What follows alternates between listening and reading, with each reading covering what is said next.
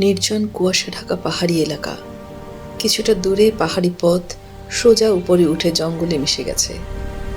অন্য পাশে একটি গাছের নিচে ছোট ছোট বাচ্চারা লুকিয়ে বসে আছে।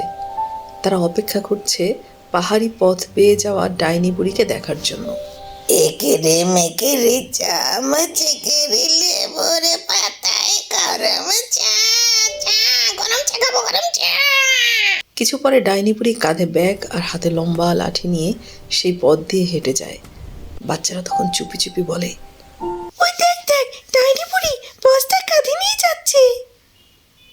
ডাইনি বুড়ি তাদের কথা শুনে ফেলে। কে রে? পিস পিস কথা বলে কে? হ্যাঁ,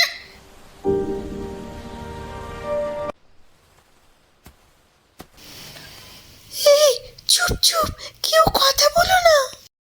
বাচ্চাদের গন্ধ পাচ্ছি, দূর হয় এখান থেকে, নইলে বস্তায় পুরে জঙ্গলে নিয়ে যাব।